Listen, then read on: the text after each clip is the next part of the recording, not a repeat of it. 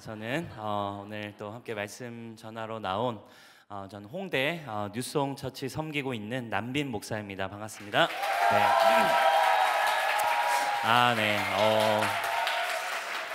우리 앞에서 우리 또 우리 김신희 집사님께서 또 말씀해 주셨는데 반응 진짜 좋네요. 반응 정말 좋고요. 일단 아무튼 이렇게 우리 이렇게 초대해 주셔서 너무 감사하고요. 우리 앞에서 일단 우리 김신희 집사님께서 너무 좋았죠, 여러분. 저도 이렇게 정말 뭐 이렇게 요즘 청년들 말로 지릴 뻔했습니다. 네. 지릴 뻔했는데 아무튼 너무 좋았고요.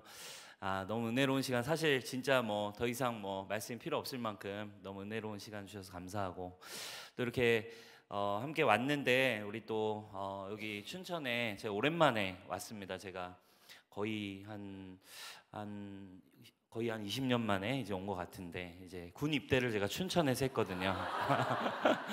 그래서 여기 백이보충대에 제가 그때는 춘천이 굉장히 이렇게 차갑고 힘들고 정말 매정한 도시 이런 느낌이었는데 군 입대할 때, 그래서 이렇게 닭갈비가 맛이 없는데 왜 먹지? 왜냐면 입대하기 전에 닭갈비를 먹었거든요. 그래서 제 친구들은 엄청 잘 처먹었고 저는 이렇게 맛이 없는데 왜 먹나라는 느낌이 있었는데, 오랜만에 왔는데 진짜 너무너무 아름다운 도시, 되게 이렇게 너무 좋은 것 같습니다. 그리고 이렇게 너무 교회 왔는데 이렇게 카페 같은 곳이 교회라고 해서 이렇게 너무 좋았고, 그리고 또 우리 짧은 시간 우리 목사님, 담임 목사님 함께 교제 나누었는데 정말로 이렇게 너무 지혜로우시고 너무 탁월하시고 너무 멋지신 우리 담임 목사님과 함께해서 여러분 너무 좋으시죠?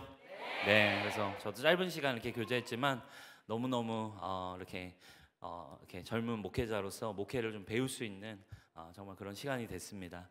오늘 이렇게 짧은 시간인데요, 여러분 같이 이 집회 가운데 하나님 주시는 음성을 듣는 시간이 되기를 예수님의 이름으로 축복합니다. 저는 홍대에 살고 홍대에서 교회를 섬기고 있어요. 그래서 지금으로부터 7년 전 이제 홍대에서 교회를 개척했습니다. 그래서 7명의 청년들과 함께 홍대 이제 클럽이 가득한 그곳에서 이제 학원 한층 건물 시작해서 같이 교회를 시작했고, 정말로 이렇게 클럽, 지금 저희는 이제 클럽 거리 한복판에, 그래서 이제 저희가 예배를 드리고 나오면 이렇게 기쁜 찬양을 하면서 이렇게 나오면 쿵쿵쿵 하면서 이렇게 자연스럽게 음악이 바뀌는 그런 클럽. 그래서 이제 신나는 가요와 클럽 음악이 나오는 클럽 거리에서 이제 나가면, 이제 예배 딱 끝나고 나가면, 금요일 밤 같은 날 나가면 이제 정말로 이렇게 술 취한 친구들, 그리고 이제 외국인들이 이제 가끔 이제 저희 교회 밑에 찬양 소리 듣고 클럽인 줄 알고 내려와요. 네. 클럽인 줄 알고 내려와서 여기 클럽이냐고, 아니 여기 교회라고 이렇게 하고 이제 화장실만 쓰고 가겠다고 그렇게 이제 뭐 하기도 하는데, 오늘 같이 이렇게 좀 함께 말씀 나누길 원하는데요. 저에게 이런 주제 주셨어요. 오늘 전체 주제가 군사더라고요. 그리스도의 군사인데, 그 중에서도 저에게 이제 좀 뭐 이렇게 어려운 단어를 주셨어요. 오덴틱 이래가지고, 뭐 오뎅집은 아니고 오덴틱 제목이 오덴틱입니다, 여러분. 오뎅집이 아니고, 네, 오덴틱인데 이게 진짜라고 하는 뜻을 가지고 있더라고요. 진실된 진짜의 뜻을 가지고 있는데 좀 아마 그런 주제인 것 같아요. 어떻게 진짜로 살 수 있을까? 우리가 진짜 크리스천으로 이 험한 세상에서 어떻게 살고 있을까, 살 수 있을까라는 주제입니다. 제가 왜 저희 교회 얘기를 서두했냐면, 사실 이 주제는 너무너무 중요한 주제인 것 같아요. 왜냐하면 정말 저희는 이제 99%가 20, 30대 청년들이거든요. 99%가 20, 30대 청년들로 이루어져 있고, 이제 요즘 한 10대들이 뭐 한 30명 정도 이렇게 예배를 같이 드리고는 있지만, 이 정말 이 음란하고 그리고 빠르게 변하고, 우리 아까도 말씀해 주셨지만 정말 중독이 가득한, 진짜 이렇게 예수님 믿으며 사는 게 사실 요즘 뭐 어르신 분들도 얼마나 힘드세요, 그렇죠? 그렇지만 그래도 어르신 분들은 그래도 예전부터 이제 다녀왔던 이 신앙을 붙들고 가시는 것이 어렵진 않지만 요즘 뭐 여러분들 목사님 통해서 많이 들으셨겠지만 우리 다음 세대들, 우리 지금 여기 하브르타도 결국 이 문제 제기를 하고 있는 거 아니겠습니까? 다음 세대들을 정말 어떻게 하나님의 사람으로 얻을 것인가, 그리고 또 청년 세대를 어떻게 하나님의 사람으로 세울 것인가, 이것이 사실 저의 고민이기도 하고 이게 어떻게 보면 한국교회 고민인 것 같아요. 어떻게 우리가 진짜로 살 수 있을까 하는 것이 너무너무 중요하죠.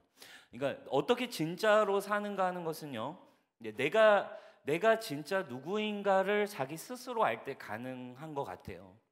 내가 진짜 누구인가를 아는 거, 그러니까 누가 남이 얘기해 주는 거 말고 내가 내 스스로가 누구인지를 알고 내가 스스로 얼마나 존귀하고 소중한 존재인가를 아는 거. 그럼 이 말을 조금 다른 말로 표현하면 자존감이라고도 표현하죠. 근데 여러분 프리드리히 니체라는 이런 철학자분이 계십니다. 이분이 이런 말을 하셨어요. 어떤 말을 하셨냐면 이렇게 말하셨어요. 자존감이 높으려면 기억력이 나빠야 된다. 이런 말씀을 해주셨어요. 그러니까 이게 무슨 말이냐면 자신의 어떤 자존감을 형성할 때 잊어버리는 능력이 우리의 인생을 결정하는 방향이 된다라고 이렇게 얘기한 거겠죠. 그러니까 너무 많은 기억을 다 가지고 있으면 사실 너는 제대로 네 인생을 살기가 힘들어. 왜냐하면 인생이 쉽지 않거든. 인생에 네가 고생할 게 너무 많거든. 네가 날마다 거울 보면서 네 얼굴을 보면서 성공하기가 쉽지 않거든. 그치? 이게 빨리빨리 잊어버려야지 이게 쉽지가 않은 거죠. 안 좋은 걸 얼마나 빨리 잊어버리는가 하는 것이 내가 얼마나 더 긍정적이고 건강한 생각을 가지고 살 수 있는지 달려있기 때문에 아마 이런 얘기를 했던 것 같아요. 여러분, 우리의 인생도 잘 돌아보면요, 얼마나 망각을 잘 하는가, 잊어버리는 걸 얼마나 잘 하는가 하는 것이 참 중요해요. 사실은 여러분, 우리가 오늘 한번 생각해 볼 주제가 있어요. 하나님이 우리에게 주신 굉장히 중요한 선물 중 하나가 뭐냐면 바로 망각이라고 하는 거예요. 망각. 오늘 이 망각이라고 하는 주제를 한번 좀 다뤄볼 건데, 여러분 한번 생각해 보세요. 대답해 보세요. 우리 자매들 한번 대답해 보세요. 자매님들, 다이어트는 내일부터. 다이어트는 내일부터. 그죠? 다이어트는 무조건 내일부터입니다. 왜 무조건 내일부터일까요? 체중계에 올라섰을 때의 그 충격과 공포, 그죠? 체중계에 올라서서 내가 보게 된 그 무게의 충격과 공포를 이제 금방 까먹거든요, 그죠? 금방 까먹기 때문에 망각의 은혜가 있기 때문에 오늘 또 우리는 예배가 끝나고 오늘도 은혜 받았으니까 야식이 준비되어 있거든요, 그죠? 야식이 준비되어 있으니까 오늘 우리는 또 이걸 까먹고 오늘도 야식을 즐겁게 오늘 먹을 수 있어요. 왜? 다이어트는 내일부터니까. 그리고 또 이렇게 야식을 이렇게 먹고 있는 우리를 발견하게 됩니다. 그럼 여성에게 가장 큰 고통이 뭐예요, 여러분? 하나님이 성경에도 나오지만 저주를 받은 인간에게 주신 가장 큰 고통 중 하나가 사실 출산의 고통입니다. 근데 여러분, 어떻게 이 세상의 인구가 이렇게 계속 늘어날 수 있을까요? 그죠? 여성에게 죽음에 맞먹는 고통이 출산인데 그런 고통이 죽음에 맞먹는 고통인데 왜 세상의 인구는 이렇게 늘어났고 왜 우리는 태어날 수 있었을까? 저에게도 두 딸이 있습니다. 저에게도 두 딸이 있는데 아내는 한 명이 있습니다. 네, 아내는 한 명 있고. 근데 저희 아내가 이제 첫째를 딱 낳았어요. 첫째를 딱 낳고서는 너무 진통을 이제 11시간 진통을 한 다음에 이게 너무 힘들어서 이제 제왕절개를 했어요. 근데 이제 그렇게 진통을 다 하고 나았으면 좋은데 제왕절개까지 하고 제왕절개하면 너무 아프잖아요. 그리고서 너무 힘들어서 이제 깨어나서 아기를 안는 순간 엄마의 마음은, 우리 여성분들 계시지만 엄마의 마음은 뭐예요? 그 고통이 순식간에 잊혀져요, 그죠? 사랑하는 그 자녀를 품에 딱 안은 순간 엄마는요 그냥 이제 모든 걸 잊어버려요. 그러면서 저희 아내가 이제 아이를 안고서 선생님한테 한 질문이 이거였어요. 선생님, 아이를 제왕절개에도 3명 낳을 수 있어요? 라고 묻더라고요. 이젠 다시는 안 나올 것처럼 막 고통하고 막 그 진통할 때 저를 그렇게 괴롭혔는데, 아이를 안자마자 선생님한테 물어보는 게 제왕절개에도 3명을 낳을 수 있냐고, 이런 질문을 했습니다. 여러분, 망각의 이 축복이 없다면 사실은 아이를 하나 낳으면 모든 여성들은 아이를 더 이상 낳고 싶지 않을 거예요. 오늘 여러분 제가 이렇게 설교를 합니다. 제가 오늘 메시지를 전하고 우리 윤대영 담임 목사님이 매주 여러분들에게 메시지를, 은혜로운 설교를 다 전하지만 우리에게 망각의 은혜가 있기 때문에 우리 목사님이 사실은 매주 설교를 은혜롭게 하실 수 있는 거예요. 그리고 여러분들도 했던 이야기를 사실 늘 우리는 듣는 건데, 사실 주일에 매주 사실은 거의 비슷한 얘기를 듣는 거예요. 근데도 우리는 아멘 하며 들을 수 있는 이유는 여러분들이 잘 까먹어 주시기 때문에, 그죠? 우리 목사님이 우리 기쁘게 목회를 하실 수 있는 겁니다. 할렐루야. 여러분, 우리가 만약에 생각해 보세요. 여러분들에게 있는 그 흑역사들, 여러분들이 이렇게 어려웠던 시간들, 또는 여러분들이 잊어야만 하는 그 흑역사들을 매일같이 여러분 잊지 못하고 산다면, 아마 우리는, 여러분 이불킥이라고 아세요? 요즘 젊은이들이 쓰는 이불킥인데, 이제 자다가 이제 그 생각이 나면 아우 하고서 이불을 차는 거예요. 너무 끔찍해서, 그 생각이 쪽팔리고 끔찍해서 이불킥하며 우리는 평생을 살다 죽을지도 몰라요. 여러분, 만약에 이런 아프고 쓰린 기억을 우리가 평생 기억하며 살아야 한다면 여러분 인생이 얼마나 사실은 힘들고 쓰라릴까요? 망각이라는 사실 선물이 없었다면 사실 우리는 미쳐버렸을 것 같아요. 여러분, 그런 예가 한 명 있어요. 기억에 있어서는 세계 기네스북에 올라있는 기록을 가지고 있는 한 분이 계세요. 그 이름은 기억력 천재였던 솔로몬 세르세스키라고 하는 분이에요. 자료 사진은 이분에 대한 사진 많이 없는데 흑백이지만 이분이 이제 솔로몬 세르세스키라고 하는 분입니다. 근데 이분의 별명이 뭐냐면 미스터 메모리였어요. 기억에 있어서는 세계 천재. 그래서 기억에 관련된 기네스북에 이분이 정말 많이 등재되어 있습니다. 그래서 이분이 어느 정도로 기억이 좋냐면, 복잡한 수학 공식, 그리고 책들, 이런 것들, 숫자들이 엄청 많지만 한 번 보면 순서대로 책 한 권을 다 외울 수 있어요. 아무런 의미와 없는 숫자와 음절까지도 다 외우고요. 그리고 지나가면서 봤던 모든 것들을, 그 단어들도 외우고, 그리고 역순으로까지도 외울 수 있는, 그리고 10년이 지나서도 몇 날 몇 시에 보고 들었던 그 말들과 단어들을 다 기억하는 거죠. 그래서 이분이 나중에는 전문 기억술사가 됐어요. 이분이 전문 기억술사가 되어서 자신의 기억력을 이제 선보이는 직업을 가지면서 쇼를 하면서 이렇게 돈을 벌었습니다. 이분이 기억력 쇼를 하면서 돈을 벌었대요. 근데 이제 무작위로 사람들, 이렇게 쇼를 참여하러 오셨으면 사람들이 무작위로 써놓은 글씨들을 여러분들이 한 단어씩 막 다 쓰는 거예요. 그러면 그 단어들을 보고서 이제 그 단어 전체를 외워서 읊어버리는 거예요. 한 번 보고. 근데 문제는 하루에 이렇게 쇼를 2번, 3번을 하면 그때마다 다 기억을 하는데 이제 점점 힘들어지는 거예요. 왜냐하면 이 사람이 쇼를 오늘 이렇게 한 타임하고 저녁에 또 한 타임하고 내일 또 한 타임하고, 쇼가 반복될수록 문제는 1회 때부터 10회 때, 100회 때까지 써놨던 글이 다 기억나는 거예요. 이분이. 그러니까 이분이 나이가 들수록요, 기억이 지워지지가 않아서 이분이 너무 힘들어지기 시작했어요. 그래서 나이가 들면서 점점 고통스러워졌어요. 왜냐하면 잊어버려야 되는데 잊혀지지가 않는 거. 이분은 기억력 천재여가지고 잊어버려야 되는 수많은 부정적인 사건과 사고와, 그리고 수많은 여러 가지의 생각들, 그리고 단어들, 장면들, 말들, 모든 게 하나도 잊혀지지가 않는 거예요. 여러분, 사람들은요, 기억력을 높일 방법을 찾아요. 그래서 우리가 공부 잘하려고 기억력을 어떻게든 높여볼까 하고 방법을 찾지만, 상대적으로 우리는 뭔가를 잊어버리려고 하는 노력은 굳이 하지 않아요. 왜? 우리에겐 아까 얘기했듯이 망각의 은혜가 있어요. 우리는. 근데 이 세르셉스키에게 가장 골치 아픈 문제 중 하나는 어떻게 잊어버리지? 잊어버리는 능력 자체가 이분에게는 없는 거죠. 그래서 이분은 기억을 지우기 위해 기억하고 싶지 않은 내용을 막 종이에 적어서 그 종이를 불에 태워보기도 하고 막 의식을 치워보기도 하지만 소용이 없었어요. 결국 이분의 인생의 끝이 어떻게 됐냐? 정신병원에서 생을 마감하게 됐어요. 미쳐버린 거죠. 여러분, 사람들이 이 셰르셉스키를 보고 깨달은 한 가지가 있었어요. 뭘 깨달았냐면 망각이라고 하는 것이 우리의 뇌에 있어서 우리를 건강하게 하는 굉장히 중요한 기능이구나라는 걸 사람들이, 학자들이, 그리고 의사들이, 정신분석학자들이 깨달은 거예요. 아, 우리 뇌가 스스로 망각이라는 기능으로 이렇게 뭔가를 삭제하기 때문에 우리의 이 인생이 돌아가는 거구나라는 거를, 뇌의 중요한 기능이라는 건 깨달았죠.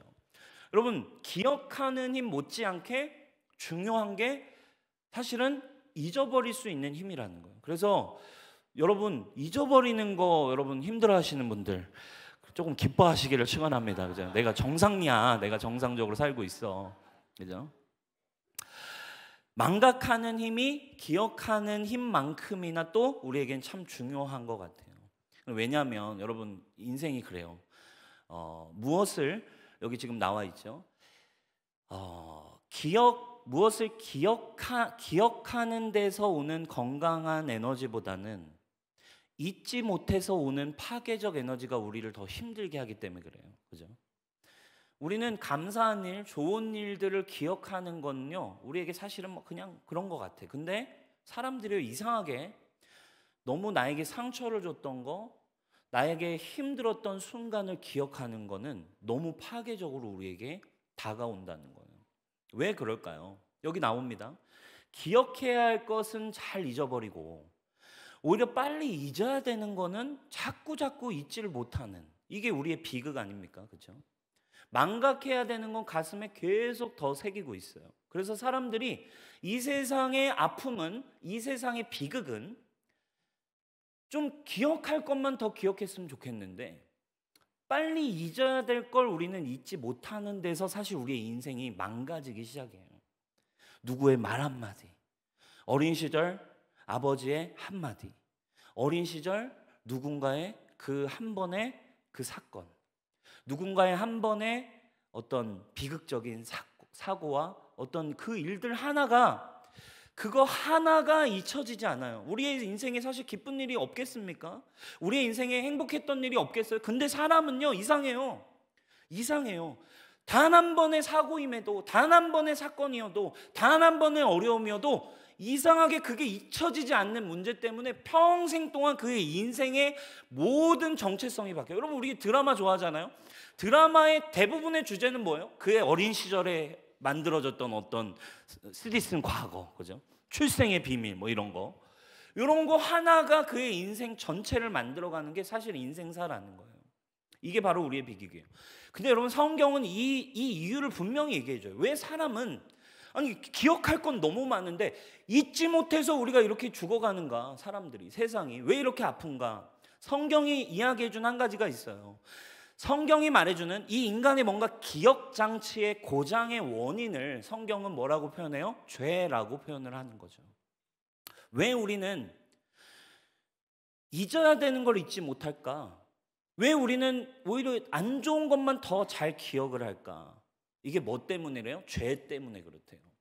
여러분, 죄를 지은 인간은 뭘 두려워하기 시작해서 죽음이 찾아왔고, 죽음을 평생 두려워하는 존재가 됐어요. 존재적으로, 그죠? 죄인이 그렇게 된 거예요. 하나님과 관계가 멀어진 순간 인간에게 찾아온 결과가 뭐예요? 죽음이에요. 맞습니까? 인간에게 죽음이 찾아왔어요. 그러니까 인간은 본능적으로 응애하고 태어난 순간 하나님이 우리를 보냈음에도 존재적으로 하나님을 잊어버린 존재, 하나님과 멀어졌기 때문에 하나님을 기억하지 못해요. 하나님을 하나님이라고 알지도 못하는 채로 죄인으로 태어나. 근데 응애하고 태어나 보니까 어디를 향해 달려가요? 죽음을 향해 달려가더라는 거예요. 그러니까 나는 왜 태어났지 몰라. 근데 정해져 있는 한 가지의 운명은 분명해. 죽어. 그러니까 인간은 뭘 두려워해요? 본능적으로 죽음을 두려워해요. 죽음을 두려워하며 사니까 사람이요, 본능적으로 내가 살아가는 동안에 나를 기쁘게 했던 일들이 기억이 잘 안 나. 근데 본능적으로 죽음을 두려워하다 보니까 나를 죽음에 가까이, 죽음의 정서와 가깝게 만들었던 것 같은 기억은 잊지를 못하는 거예요. 이게 뭐 때문이라고? 이 장치의, 기억 장치의 고장이 뭐 때문이라고? 죄 때문이에요. 그러니까 누군가 나에게 한마디를 해서 나를 비참하게 만들어서 그 느낌은 죽음과 비슷하거든요. 죽을 것 같아. 차라리 죽는 게 나을 것 같아. 라는 그 기억은 본능적으로 죽음을 향해 가는 인간에게는요, 잊혀지지 않는 기억이 되는 거예요. 여러분, 이게 굉장히 중요한 포인트예요. 그래서 우리는요, 인간들이요, 죽음을 앞둔 인간들이 교회를 다녀도, 신앙생활을 해도 본질상 진노의 자녀로 우리가 살아가고 있을 때, 육신을 가지고 살아가고 있을 때, 여전히 이 죄인의 DNA로 사는 사람들은요, 문제가 뭔 줄 아세요? 하나님의 은혜가 기억이 안 나고 교회를 다니는데도, 이게 비극이야. 하나님의 은혜가 우리에게 왔는데도 자꾸 뭐가 생각나요? 나를 죽게 만들었던 그 기억, 나를 죽게 만들었던, 교회 안에서 예배 드리는데도 나에게 한마디 했던 그 김집사의 한마디, 그죠? 할렐루야. 예배는 예배고 그 김집사 그거, 나 이게 어떻게 그런 말을 해? 응? 이게 여러분 비극이죠. 이렇게 되면요, 이게 교회가 아닌 거죠. 그리고 오히려 여전히 자신에게 일어난 수치, 자신에게 일어난 기억, 자신에게 일어난 문제, 자신을 힘들게 했던 사람, 그죠? 은혜는 은혜고 잘못한 건 잘못한 거지. 열받는 건 열받는 거죠. 여러분, 이게 교회 생활일까요? 이게 하나님의 우리에게 주신 신앙생활일까요? 아니에요. 우리가 오늘 그래서 하나님이 우리에게 주신, 그리스도를 통해 우리에게 주신 복음이 뭐냐, 그리스도를 통해 우리에게 주신 은혜가 무엇인가, 그것을 하나님 성령 안 진리 안에서 여러분 오늘 분명하게 다시 재정립하는 시간이 되시길 축원합니다. 여러분, 우리가 믿는 복음이라는 게 뭐예요? 우리에게 주신 은혜라고 표현해요. 여러분, 그 은혜는 어떤 은혜예요? 어떤 은혜예요? 망각의 은혜를 주신 거예요. 할렐루야. 죽음으로 가는 우리를, 죽음으로 가서 아예 그러니까 죽음에 밀접한 경험을 잊지 못하는 우리에게 오셔서 예수 그리스도가 우리를 위해 죽으시고 부활하실 때, 나도 예수님과 함께 죽고 다시 태어나서 그걸 성령으로 말미암아 믿어서 거듭나면 나는 그리스도 안에 새로운 피조물이 되게 하셨다라고 하는 주님의 전적인 은혜를 우리에게 주신 거죠. 그래서 그때부터 어떤 일이 일어난 거예요? 잊어야 할 것은 잊어버리는 은혜를 주셨어요. 잊어야 할 건 잊지 못하고 기억해야만 하는 건 오히려 금방 까먹는 이 죄인의 DNA를 바꿔서 하나님의 형상에, 하나님과 다시 관계할 수 있는, 하나님 앞에 날마다 감사하며 주님과 관계하며 주님의 은혜 안에 날마다 살 수 있게 하시는 망각의 은혜를 우리에게 주셨다라는 거예요. 아멘. 그게 하나님이 지속적으로 예수 그리스도를 보내시기 위해 우리에게 지속적으로 보여주신 하나님의 성품이에요. 우리 이사야서 43장 18, 19절 한번 볼까요? 우리가 참 큰 목소리로 한번 읽어볼게요. 시작.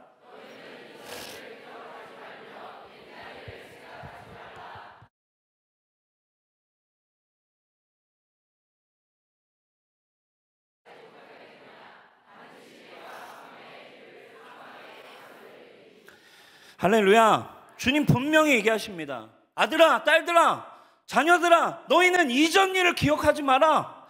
옛날 일을 생각하지 마라. 너희의 죽게 됐던 너희의 아픈 수치와 과거를 생각하지 마라. 보아라. 할렐루야. 보아라. 할렐루야. 보라는 거예요. 보라. 내가 행할 일을 봐라. 내가 너에게 베풀 새 일을 봐라. 할렐루야. 여러분, 이것이 우리가 주님이 주신 은혜인 줄 믿으시길 바라요. 매주 예배 드려야 하는 이유가 여기에 있습니다. 매일 예배 드려야 하는 이유가 여기에 있습니다. 날마다 죽노라. 날마다 죽고 그리스도 안에 날마다 은혜 안에 살아가는 이유가 여기에 있어요. 우리 집사님 말씀하신 것처럼 종교 생활하려고가 아니라 날마다 주님이 내게 주신 새 일을 보기 위해서. 할렐루야. 새 일을 행하실 것을 우리가 보는 거지. 이게 하나님의 성품이에요. 새 일을 주목해라. 그런데 이거를 우리 보고만 그렇게 해, 너희 그렇게 살아 라고만 하시지 않고 그분이 먼저 본을 보이셨어요. 그분이 먼저 내가 이렇게 할 테니까 너희도 이렇게 살아라고 하세요. 43장 25절입니다. 곧 나는 나를 위하여 네 허물을 도말하는 자니 네 죄를 나도 기억하지 않을게. 나도 안 기억할게. 나도 안 기억할 테니까 너희도 잊어. 지나간 것을 잊어. 내가 새 일을 행하는 것만 바라봐. 할렐루야. 이게 분명히 예표되어 있는 하나님의 의도예요. 하나님의 분명한 어떠한 성품을 담아내고 있어요. 누군가를 향한 이게 누구겠습니까? 바로 예수 그리스도를 향하신 하나님의 분명한 계획이에요. 그죠? 그리고서 그 예수 그리스도를 통해서 우리에게 예수 그리스도를 이 땅에 보내셨죠. 그 의도가 뭐예요? 너희의 죄를 내가 기억하지 않겠다. 그리고 심지어 뭐라고 이렇게까지 표현되어 있습니다. 히브리서 8장 12절 우리 같이 한번 크게 읽겠습니다. 시작.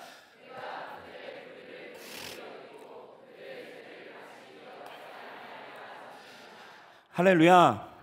분명히 주님이 예수 그리스도를 통해 우리에게 주신 복음이 이런 은혜를 주셨대. 내가 그들의 불의 너희의 죄를 불쌍히 여겨서 이제 너희의 죄를 다시는 기억나지 않게 하리라. 내가 너희의 죄 자체를 잊겠다. 뭐라고 하시는 거예요?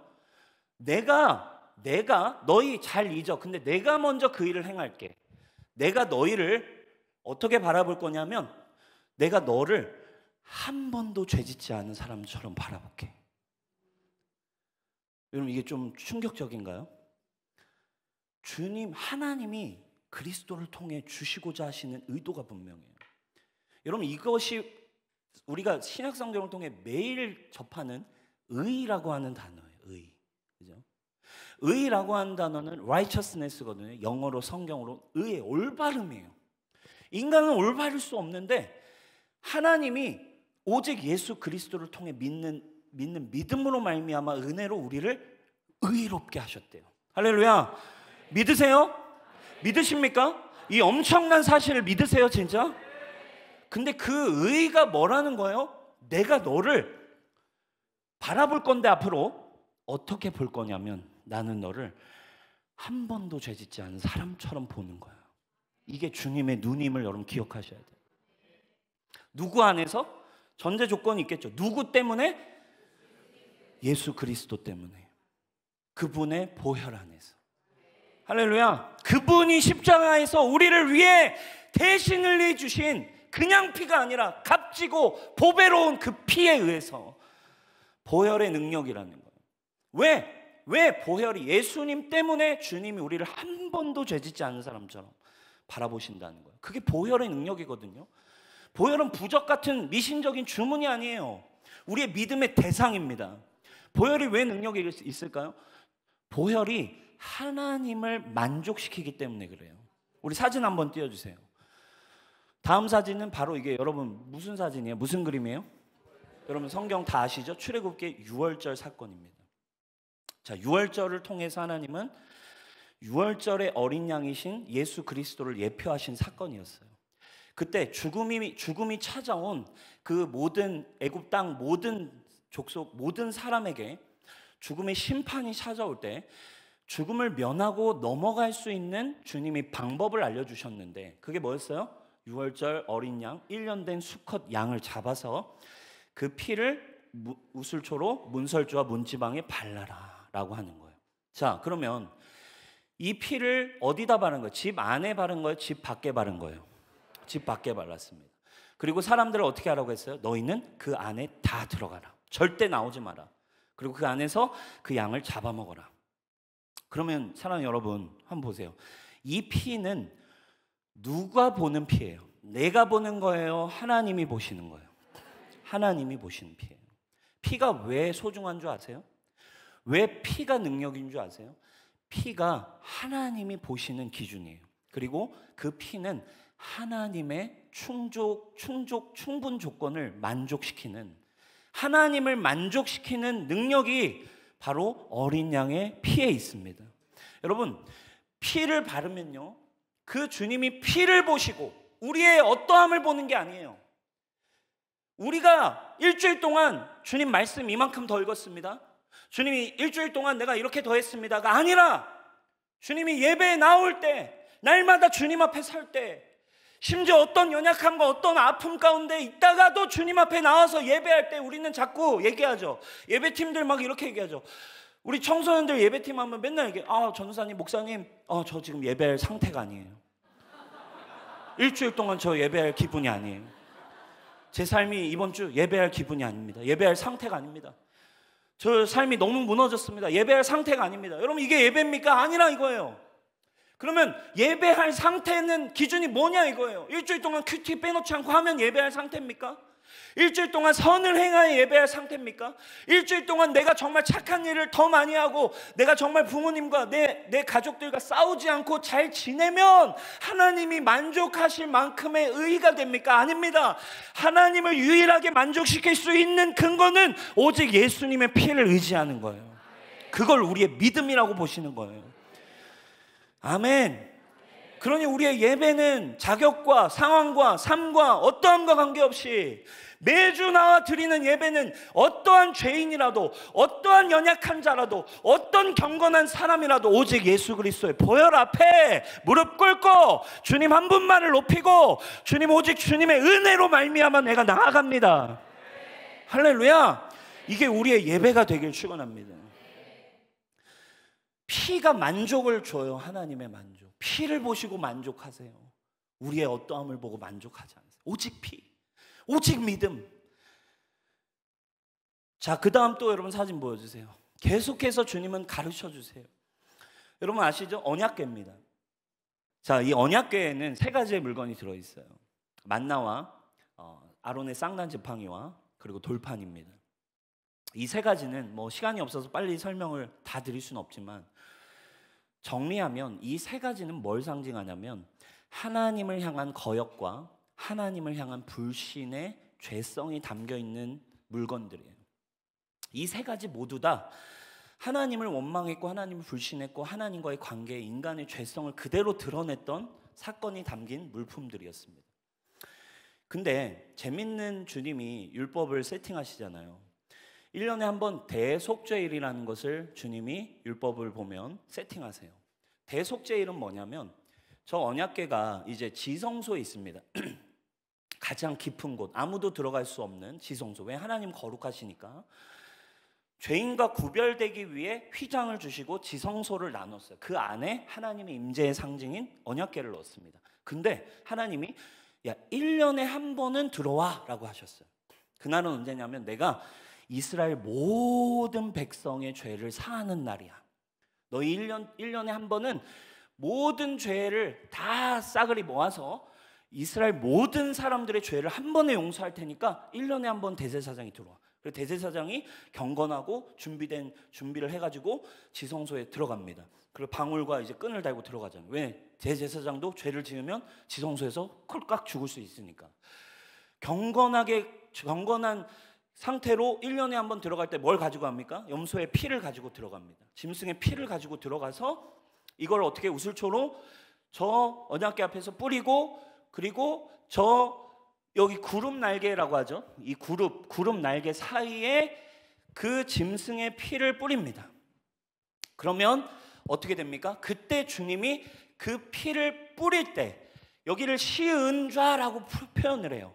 하나님의 은혜가 임하는 자리. 할렐루야. 인간의 죄성이 담겨있는 언약궤 위에 우리를 대신할 피가 그 위에 뿌려지면 하나님의 임재가 임하는 거예요. 하나님을 거역했던, 하나님을 떠났던 인간의 죄 위에 피가 뿌려질 때 하나님이 다시 우리의 죄를 보지 않으시고, 그죠? 이 뚜껑 밑에는 뭐가 있어요? 인간의 죄가 있어. 근데 이 뚜껑 위에 뭐가 뿌려져요? 피가 뿌려질 때 하나님이 우리의 죄를 사하시고 임재하신다. 누구를 상징하겠어요? 바로 예수 그리스도의 피를 상징하는 거예요. 계속 주님은 얘기하셨어요. 보혈이 우리를 덮을 때, 보혈을 너희가 붙들 때, 예수 그리스도 그분의 공로를 네가 붙들 때 나는 너의 죄를 보지 않을 거야. 할렐루야. 너의 연약함을 기억하지 않을 거야. 너는 그리스도 안에서 이미 죽고 새로운 존재가 된 것을 봐야 돼 라고 하는 은혜를 주신 거예요. 그래서 주님은 계속적으로 그분의 약속을 실행하셨어요.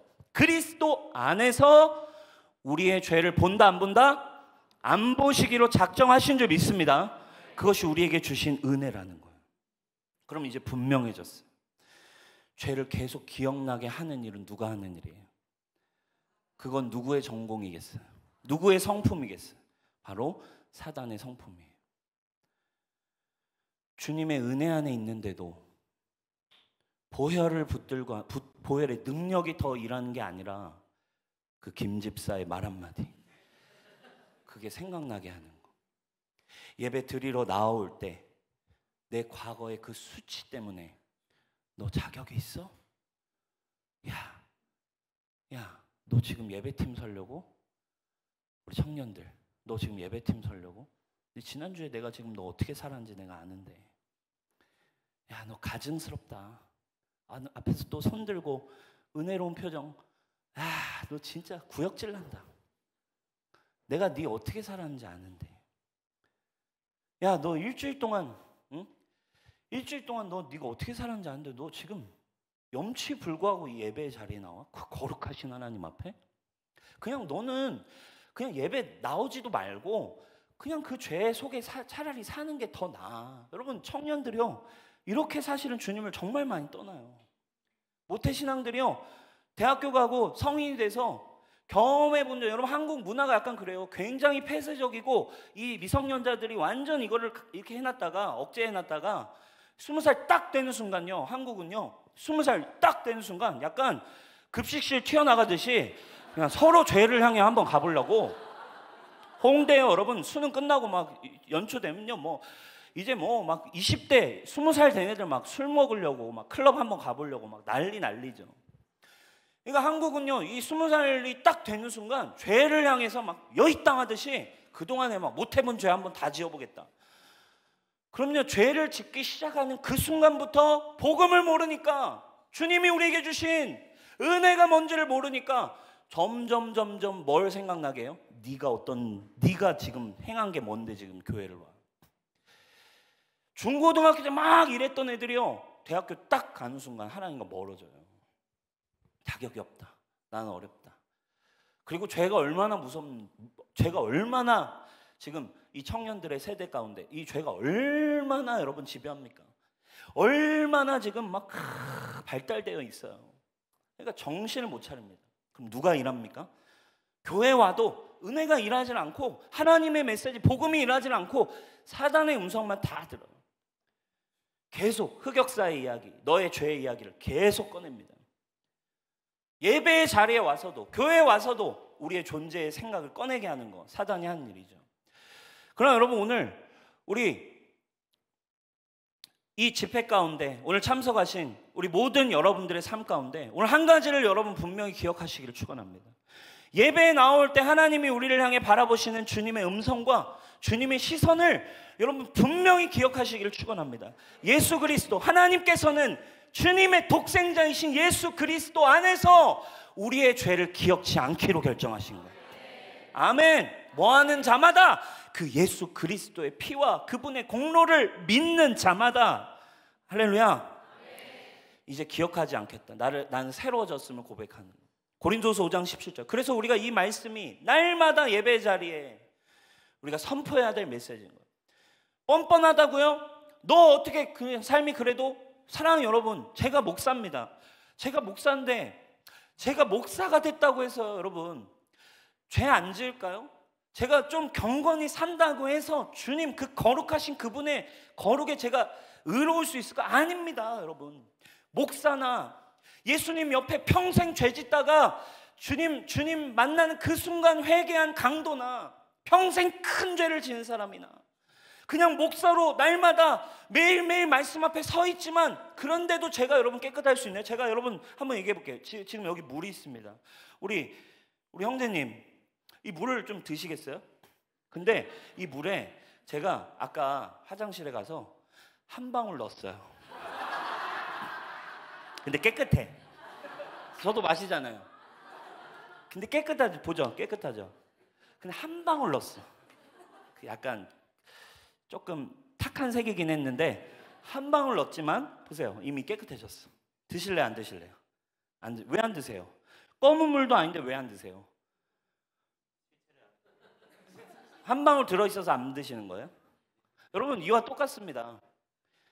여러분, 하나님 입장에서도요, 검은 물이나 한 방울 섞인 물이나 조그만한 죄나 마음으로 음행을 한 자나 주님 입장에서는 똑같대요. 이게 예수님이 분명히 죄에 대해서 풀어낸 시선이에요. 뭘 얘기하고 싶으신 거예요?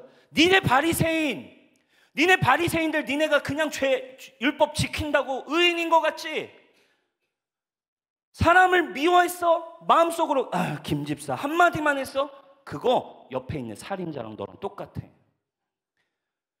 한 방울이나 이 그냥 똥물 그냥 여기다 검은색으로 다 보이는 사람이나 하나님 눈에는, 우리 인간 눈에는 이건 깨끗한 물처럼 보이고 검정물은 검정물처럼 보여서 저 사람은 좋은 사람, 이 사람은 더러운 사람, 인간의 기준이지만 하나님 기준에는 한 방울이나 100%나 다 죄인이야.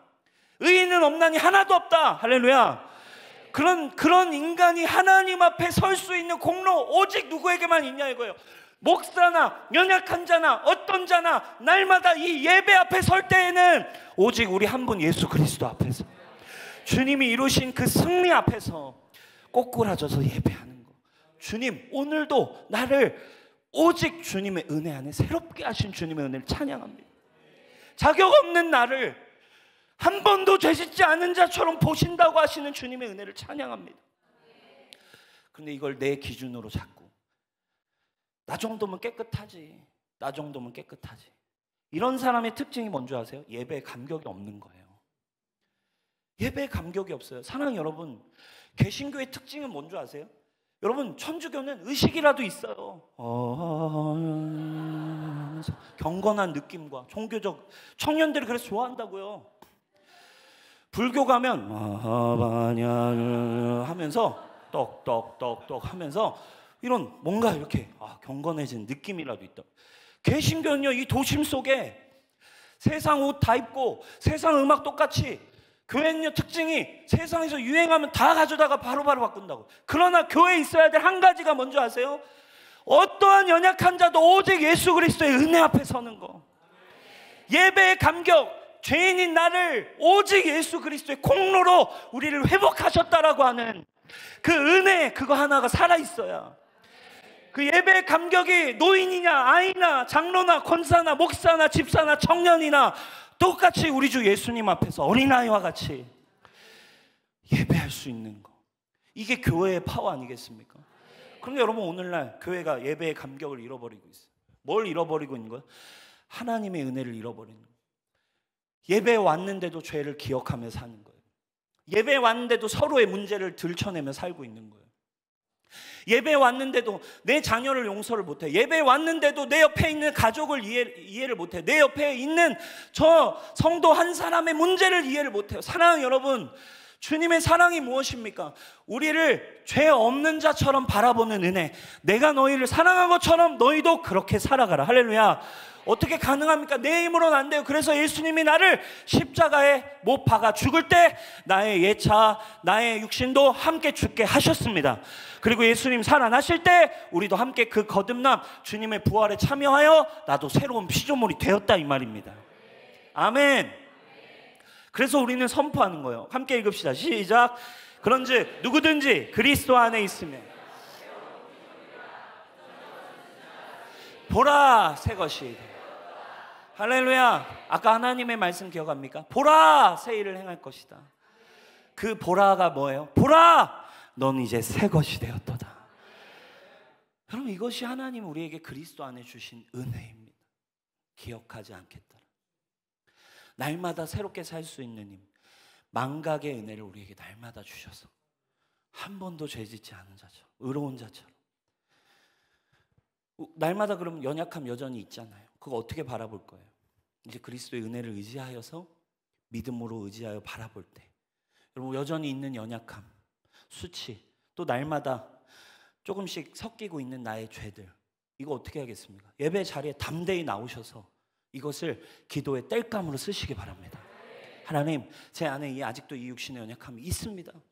주님, 아직도 미워하는 마음이 제 안에 불쑥불쑥 올라옵니다. 그러나 그리스도 안에서 저를 온전케 보시는 예수님의 은혜를 의지하여 주님, 저도 예수님의 형상으로, 예수님의 사랑으로 살 수 있도록 성령님, 저를 날마다 감동 감화하여 주십시오. 성령으로 살게 하여 주십시오. 우리의 연약함은 여러분 믿음 안에서 그래서 기도의 땔감이 되기 시작해요. 할렐루야. 그리고 여러분, 그 교회가 그 은혜 안에, 값없는 은혜 안에 가볍게 세상으로 나가야지. 할렐루야. 여전히 여러분 무겁게 세상에 나가서 똑같이 그 기억하면서 사는 거, 여러분 교회의 능력 아닙니다.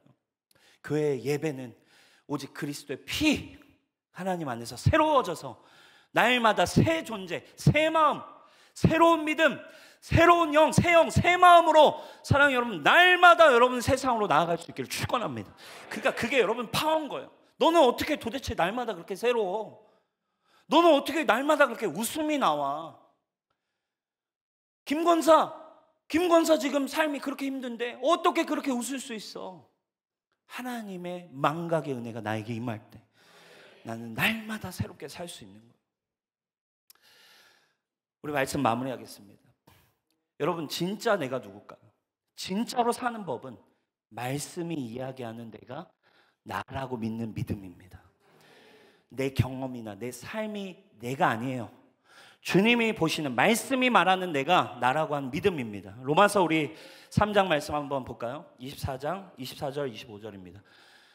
세 번역으로 가져왔어요. 같이 읽겠습니다. 시작. 그러나 사람은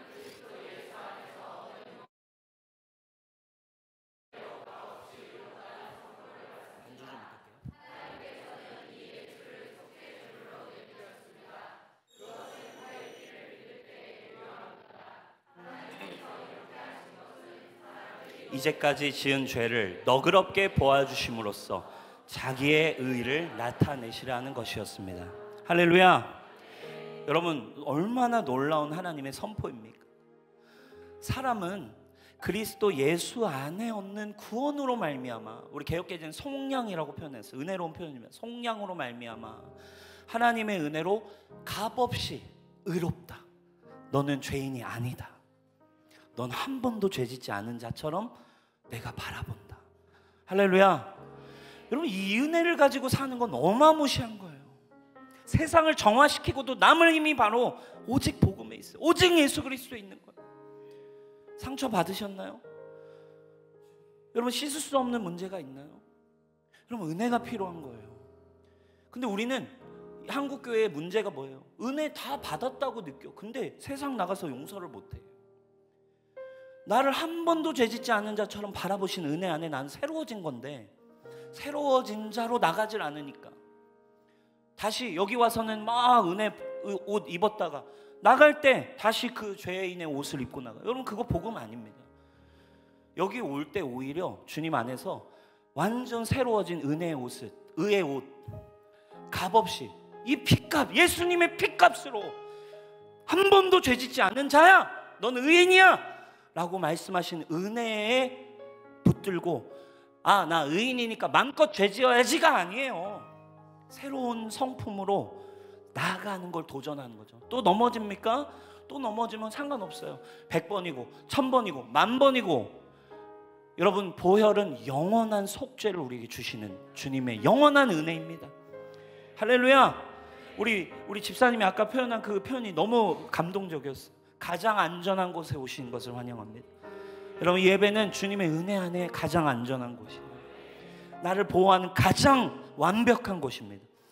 여기서 여러분, 새로워진 존재로 나가는 거예요. 25절, 하나님께서는 이 예수를 그 일을 행하실 수 있게 하신 속죄 제물로 내주셨습니다. 그것은 그의 피를 믿을 때 유효합니다. 할렐루야. 하나님께서 이렇게 하신 것은 사람들이 너희가 이제껏 지은 죄, 죄인이 너에게 지었던 죄, 죄인이 너를 아프게 했던 죄, 이 세상의 모든 아픔, 모든 죄를 너그럽게 긍휼히 보심으로써 자신의 의로움을 우리에게 옷 입히게 하시기 위해 우리에게 주신 은혜인 줄 믿으시기 바랍니다. 여러분, 저희가 홍대에서 교회를 개척했어요. 청년들, 저희 교회 불신자들이 굉장히 많아요. 처음 전도해서 교회 오는 청년들입니다. 청년들과 오랜 시간 지냈어요. 여러분, 요즘 청년들과 대화를 하고 조금씩 그들의 삶을 알아보면요, 여러분, 이들의 삶이 왜 망가지냐면 어린 시절부터 깨어질 수밖에 없는 너무 많은 고통과 상처를 받고 살아요.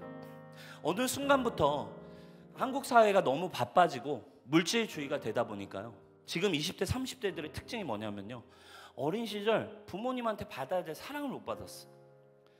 제대로 된 사랑을 못 받고, 우리 집사님 간증해 주신 것처럼 정말로 이렇게 사랑받지 못하고 칭찬받지 못하고 저기받지 못한 상태로 사는 거죠. 그러니까 너무 깨어진 청년, 힘들어하는 분들이, 청년들이 너무 많습니다. 저희 교회 어떤 한 자매가 있어요. 저에게 그 자매는 어린 시절에 저희 교회로 왔는데 자기의 삶을 주님 안에서 오픈하기 시작한 너무 충격적이에요. 집에서 칼부림 나는 걸 봤어요. 어린 시절 아빠가 열받아서 엄마를 칼로 찌른 모습을 어린 시절에 자기 눈으로 본 거예요. 그리고 집에 그 어린 시절에 집에 피가, 그것도 자기 엄마의 피가 그냥 부엌에 가득 채워 있는 그 장면을 봤습니다. 여러분, 이런 사람 어떻게 변화될까요?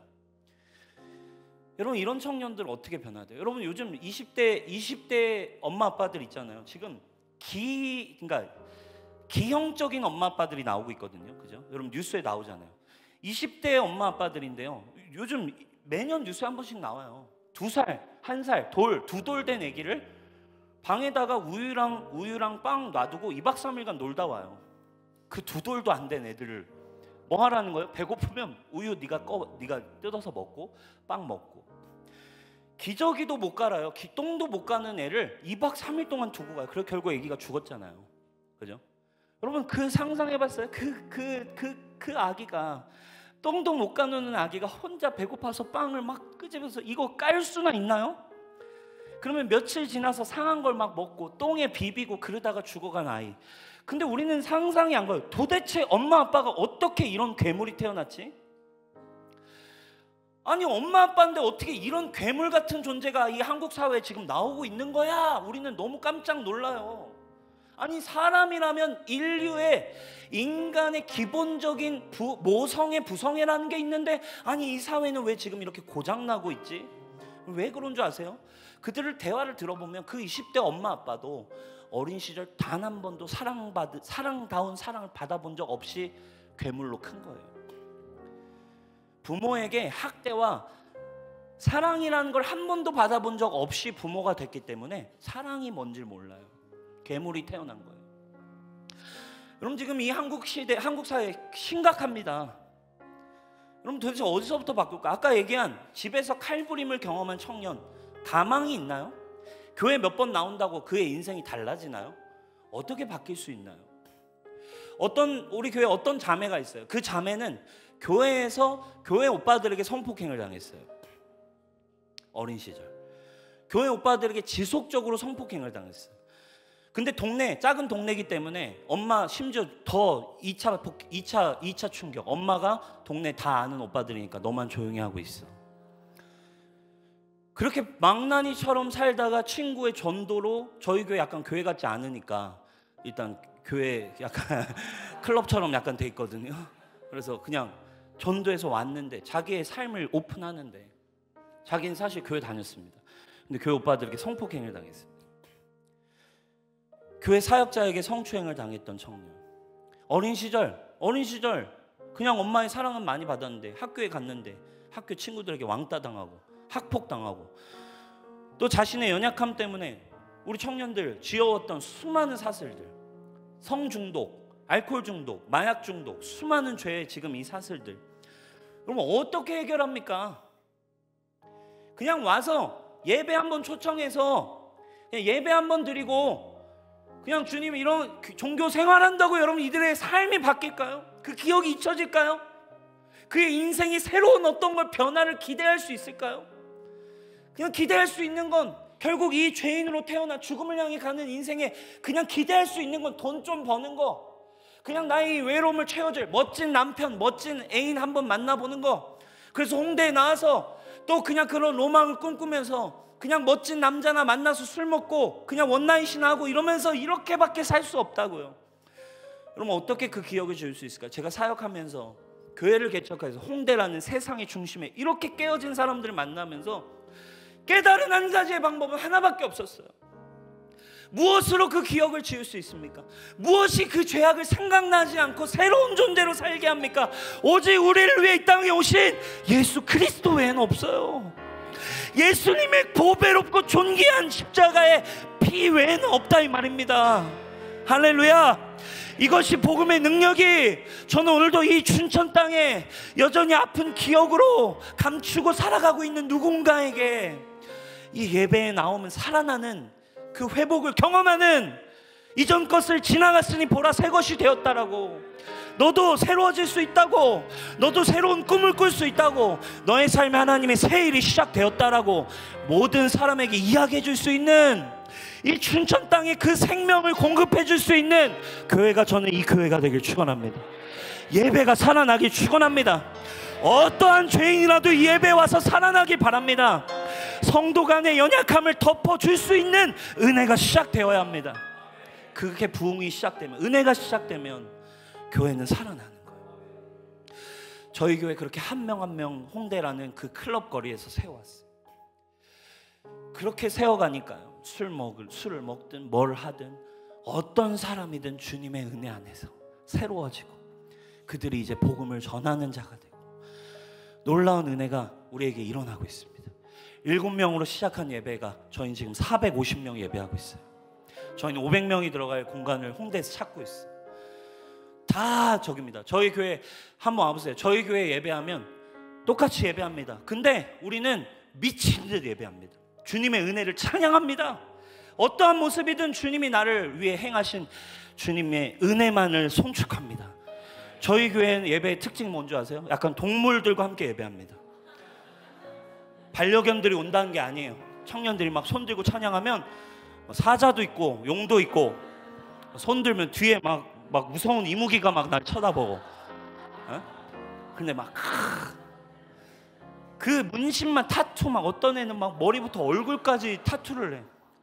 저도 이해가 안 돼요. 저도 홍대에 나름, 여러분 홍대 이렇게 수염 기르고 나름 목사 같지 않은 목사지만 저도 부담스러워. 그런 애들 막 얼굴까지. 깜짝 놀랐는데, 그러면 그의 그런 모습만 봐도 깨어진 뭔가 때문에 그렇게밖에 할 수 없는 삶이 보이잖아요.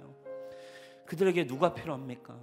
남빈 목사가 착하다고 섬긴다고 그들이 변할까요? 아닙니다.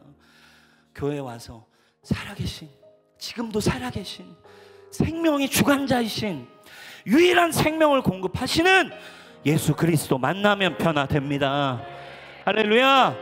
그 은혜가 여러분, 저와 여러분들에게 일어날 수 있기를 주님의 이름으로 축복합니다.